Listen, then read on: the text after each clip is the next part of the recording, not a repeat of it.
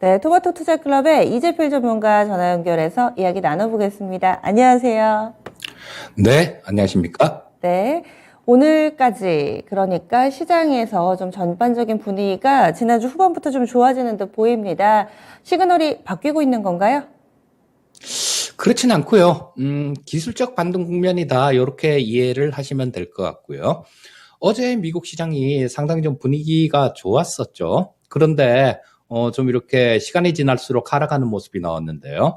요거는 애플에서 분기 침체 대비해서 내년에 채용이나 지출을 좀 줄인다라는 그런 소식이 나오면서 시장이 하락 전환한 그런 모습이었죠. 하지만 지금 저 띄워놓은 차트에서 보시면 아실 수 있듯이 자, 미국 증시 같은 경우는 좀 하방 경직성, 하방의 지지선은 확보한 그런 모습이다라고 말씀드릴 수 있을 것 같고요.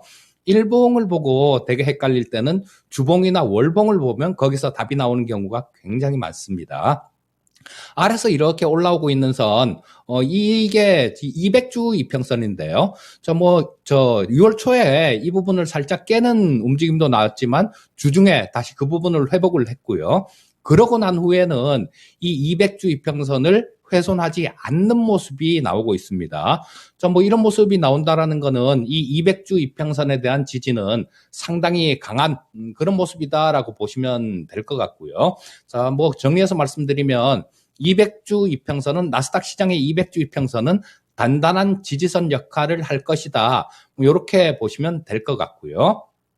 자, 그리고 코스피 시장의 움직임 한번 보도록 하겠습니다. 제가 지난주 화요일 날 첫 출연해서 말씀드리기를 240주 이평선이 위치한 2460포인트 정도까지는 반등이 나올 수 있을 것 같습니다라는 말씀을 드렸는데요. 자, 거기에 대한 근거다. 이렇게 보셔도 좋을 것 같습니다. 자, 올해 6월 달에 240주 이평선을 첫 붕괴시키는 모습이 나왔습니다. 과거에 보면 고점에서 이렇게 밀려서 이런 부분들을 붕괴를 시켰을 때 움직임을 한번 살펴보게 되면요. 바로 우측 상단에 있는 게 2018년 10월 달이죠. 이때는 2018년 1월 달에 2600포인트를 살짝 넘기면서 고점을 찍고 밀린 시장이었었는데요. 자, 10월 달에 200주 이평선을 240주 이평선을 첫 붕괴를 시켰습니다. 그러고 난 다음에 그렇게 길지 않은 시간 내에 240주 이평선까지는 반등이 나오는 모습이 지금 관찰이 됐죠. 그리고 또 마찬가지 그 전에도 2008년도 10월 달도 마찬가지입니다. 붕괴를 시키고 240주 이평선은 회복이 되는 모습을 보였고 또, 2000년에, 이때는 닷컴 버블이 꺼질 때였었죠. 이때도 마찬가지 9월 달에 240주 이평선이 붕괴를 시키고 난 다음에 바로 이렇게 좀 어느 정도 시간이 지나고 난 다음에 회복을 하는 모습이 나왔습니다. 자, 지금 밑에 있는 두 개보다는 지금 현재 상태는 우측 상단에 있는 모습하고 가까울 것 같다라는 모습인데요. 왜냐하면 아래 두 개 있는 거는 240주 이평선을 깰 때 굉장히 강하게 깼습니다. 즉 지금보다도 훨씬 더 급하게 빠졌다라는 얘기예요. 지금 움직이는 모습하고 비슷한 모습은 2008년도 10월 달 정도니까 240주 이평선을 회복하는 데는 그렇게 아주 긴 시간이 필요할지는 않을 것 같은 생각이 듭니다. 자, 이런 부분들은 지금 기술적 반등 국면이 이어지고 있다라는 그런 부분들을 말씀을 드리는데요. 파생 시장에서도 좀 많이 관찰이 됐습니다. 자, 요거를 좀 보시면 제가 좀 정리를 한 건데요. 7월 그러니까 지난주 정도죠. 이때 중간부터 시작해 갖고 조금의 변화가 있었어요. 자, 지난주 화요일 날 그런 말씀을 좀 드렸었는데 크게 빠지지 않을 겁니다. 외국인하고 기관이 품매도가 굉장히 많아서 이거는 좀 빠질 수 있는 그런 구조가 쉽게 빠질 수 있는 구조가 아닙니다라는 말씀을 드렸는데요. 자, 그런 부분들이 조금 시장에 영향력을 행사한 것 같습니다. 7월 13일이었죠. 자, 이때 베이시스가 확 벌어졌는데 이 베이시스는 현물하고 선물의 가격 차이를 얘기하는 건데요. 자, 이게 선물 가격이 비싸면 비쌀수록 플러스가 커지겠죠. 자, 그런데 수요일 날 1.31포인트 정도로 벌어져 버렸습니다. 그리고 이 스프레드에 대한 부분들은 저 지난주에도 좀 말씀을 드렸으니까 생략하기로 하고요. 자, 그리고 목요일 날도 1.25포인트 정도까지 이렇게 유지를 하는 모습이 나오면서 시장을 단단하게 받쳐주는 모습이 나왔고, 그 모습이 금요일 날 급등으로 이어졌죠. 자, 이런 부분들은 이 베이시스뿐만 아니라 미결제 약정 부분에서도 마찬가지로 관찰이 됐는데요. 자, 이 미결제 약정은 간단하게만 말씀드리면 매도나 매수를 진입을 하고 청산하지 않은 물량들을 얘기하는 겁니다. 자, 이 미결제 약정은 좀 늘어나서 좋을 때가 있고요. 줄어들어야 좋을 때가 있는데요. 자, 뭐 지금 이 부분을 원리대로 다 이렇게 말씀을 드리려면 시간이 좀 상당히 많이 걸릴 것 같기 때문에 그냥 간단하게 이번 9월물 같은 경우는 미결제 약정이 줄어드는 게 좋습니다. 왜냐하면 그 전에 외국인들이 미결제 약정을 많이 이렇게 늘리는 과정에서 매도를 치면서 미결제 약정이 늘어났기 때문에 이 미결제 약정이 줄어든다라는 거는 외국인들이 좀 그 하방으로 강하게 배팅을 했던 부분들을 좀 청산을 하고 있다라고 해석을 해야 되기 때문에 이번 물 같은 경우는 그렇습니다. 자, 7월 13일 날 30만 5천 계약이던 미결제 약정이 30만 계약 아래로 떨어졌죠. 그리고 목요일도 마찬가지 또 29만 4천 계약으로 떨어지고 계속해서 요게 미결제 약정이 조금씩 줄어드는 모습이 나오기 때문에 이런 부분들도 좀 긍정적인 부분이다. 뭐 이렇게 말씀드릴 수 있겠고요. 자, 하지만 이 긍정적인 내용들은 상당히 좀 이렇게 말씀드렸듯이 존재하는데요. 시장의 대바닥에 대해서 논의하기는 아직까지 좀 시기상조다. 이렇게 말씀드리고 싶습니다. 네. 보면은 지금 풋 매도가 꾸준히 좀 나타나고 있다. 이야기인 즉슨 하방 경직성이 수급적으로도 확인될 만한 그런 힌트를 찾아주신 건데, 대바닥 논의가 아직 시기상조다. 이렇게 보시는 이유는요? 자, 일단, 우리 시청자님들이 가장 좀 궁금하신 부분들이 아마 진짜 진바닥이 언제쯤 나올지 뭐 이런 부분들이 궁금하실 텐데요. 아직까지 시기상조다라고 말씀드리는 이유는 너무 불확실성들이 많은 구간이죠. 지금, 미국의 물가도 잡힐지도 그것도 미지수고요. 또, 이게 연준이 금리를 올리면서 물가를 잡으면 그냥 침체로만 끝나면 다행이겠지만 물가를 못 잡으면 스태그플레이션으로 갈 수도 있는 거고요. 또 가장 좋은 시나리오는 여기서 뭐 이런 부분들이 물가 부분들이 조금 정점을 치고 그다음에 저 가을로 넘어가면서 우크라이나 전쟁도 가닥을 잡고 그렇게 되면 아마 이쪽이 바닥일 가능성도 있습니다. 하지만 지금 뭐 첫 번째하고 마지막에 말씀드렸던 부분들은 현실적으로 조금 현실화되기가 좀 어려운 그런 모습이다라는 생각이고요. 자, 그러면 시장의 진바닥이 언제쯤 나올지 그 부분을 한번 보면 이게 제가 정리한 과거 통계치입니다. 자, 요것도 내용들이 굉장히 좀 많기 때문에 이 부분에 대해서 전부 다 이렇게 설명을 해드리기에는 시간이 좀 너무 짧아요. 그래서 뭐 시장에 필요한 부분들 뭐 이런 부분들만 간략하게 좀 말씀을 드리면 지금 보이는 표가 과거에 경기 침체가 있었던 구간하고 그다음에 그 전에 금리가 역전이 된 그 시기 그리고 그러고 난 다음에 주가가 고점을 찍은 시기 그리고 경기 침체가 시작된 시기 뭐 이런 것들이 앞에 표시되어 있고요. 그 다음에는 주가가 채권 금리가 역전이 되고 이 주가 고점까지 걸린 기간들 그리고 주가 고점에서 경기 침체까지 걸린 기간들 이런 것들을 좀 적어놨는데요. 자, 이 부분들은 참고를 하시면 될 것 같고요. 요거는 참고로 S&P 500에 해당되는 얘기입니다. 가장 우측에 있는 부분들 이런 부분들을 조금 살펴보는 게 좋을 것 같은데요.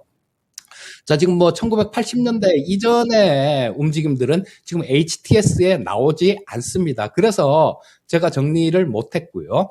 자, 그때 경기 침체가 있었을 때 우리나라 주가 하락폭들 뭐 이런 것들을 좀 살펴보면 90년도에는 고점보다 한 45% 정도가 빠졌습니다. 미국의 경기 침체가 있었을 때 우리나라 코스피 지수를 나타낸 거죠.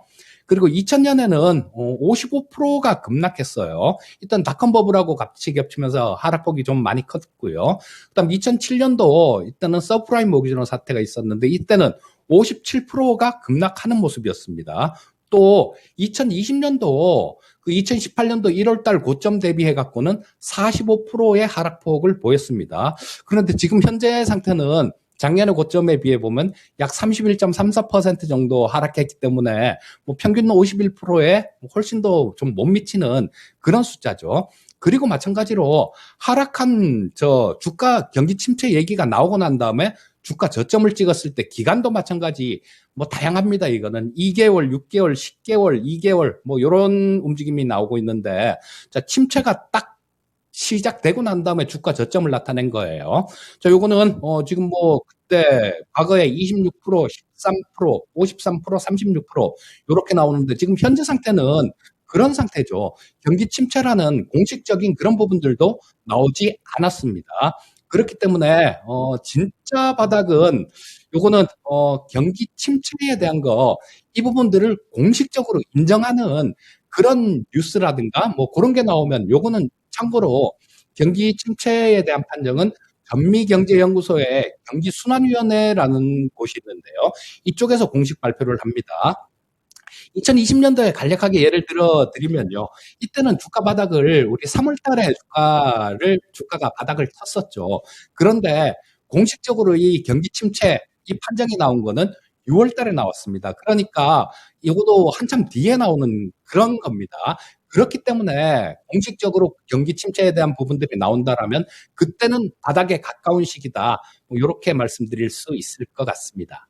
이 표가 상당히 좀 무섭네요. 지금 평균치로 이렇게 쭉 아래쪽에 써 있는 데이터를 대입해 보면은 코스피가 결국엔 이렇게 경기 침체로 들어간다면 고점 대비 반토막이 난다는 얘기인데, 물론 평균치이기 때문에 뭐 고스란히 적용할 수는 없겠지만 그래서 아직까지 진짜 바닥이 나오기는 좀 어려운 상황이다, 이렇게 얘기를 해주시는 거네요. 그러면은요, 오늘 장에서 놓쳐서는 안 되시거나 뭐라고 보시나요? 뭐 오늘 가장 중요한 일정은 앨런 미 재무장관이 방한하는 그런 내용이 있죠. 근데 뭐 우리 윤석열 대통령하고도 회담이 예정이 돼 있고요. 아마 추경호 부총리하고도 이 면담이 예정이 돼 있을 겁니다. 하지만 지금 뭐 시장에서 가장 관심이 가는 분야는 어떤 지금 우리나라가 6월 말 외환 보유고가 5월 말보다 뭐 약 94억 달러 정도 줄어든 그런 모습이었죠. 그렇기 때문에 이게 체결은 아니더라도 통화 수학 관련된 어떤 논의 그리고 긍정적으로 검토해 보겠다라는 뭐 이런 내용들이 있다라면 우리나라 시장 심리 안정에 상당히 도움이 될 수 있는 그런 내용일 것 같고요. 물론 주무부서가 패드기 때문에 이걸 뭐 계약서에 사인을 한다거나 이런 일은 없을 겁니다. 다만 이 재경부 쪽에서도 뭐 패드하고 이렇게 논의를 해볼 수 있는 부분들이니까 뭐 그런 얘기가 좀 나와줬으면 시장 심리 안정에 플러스 요인이다 이렇게 말씀드릴 수 있겠고요. 그리고 미국 시장 장 마감 후에 IBM이 실적 발표를 했는데 요게 조금 안 좋았죠. 그런데 뭐 지금 미국 증시 선물 시장을 보면 IBM은 약 4%대 정도 하락하고 있지만 현재 상태에서는 그렇게 큰 영향은 없는 것 같고요. 자, 선물 시장에서 외국인들 수급 동향은 우리가 항상 관심을 가져야 되는 그런 부분입니다. 자, 그리고 뭐 오늘 투자 전략 간략하게 좀 말씀을 드리면 지금 삼성전자 일봉하고 코스피 일봉이 저 화면에 나올 텐데요. 삼성전자가 끌고 올라간 시장입니다. 그렇기 때문에 시장의 안정감은 상당히 높은 그런 상황이에요. 그리고 두 개 다 모두 공이 21, 2평선이 상향으로 이렇게 돌아 나오는 모습이 나오고 있습니다. 즉, 지금까지 저항선 역할을 하던 게 지지선 역할을 하는 역할 전환을 기대할 수 있는 그런 모습이다라고 보시면 되겠고요. 자, 지금 현재는 이 두 개 다 마찬가지, 삼성전자도 그렇고 코스피도 그렇고 20선하고 60선 사이에서 방향성을 모색하는 구간이다. 이렇게 보시면 될 것 같은데 그 과정에서 개별 종목으로 매기 확산이 될 가능성은 높다라는 생각이 들고요. 자, 뭐 그리고 그런 시장이 그렇게 움직인다라면 이 매기 확산, 삼성전자고 SK하이닉스가 끌고 올라간 시장이니까 당연히 소부장 섹터는 관심을 가져야 될 것 같고요. 또한 실적은 굉장히 좋은데 억울하게 시장 때문에 두들겨 맞은 그런 낙폭과대 우량주에 대해서 선별적인 관심이 필요하겠다. 이렇게 말씀드리겠습니다. 예, 알겠습니다. 오늘 자세한 분석 고맙습니다. 예, 감사합니다. 네, 지금까지 마켓시그널 토마토 투자클럽 이재필 전문가와 함께했습니다.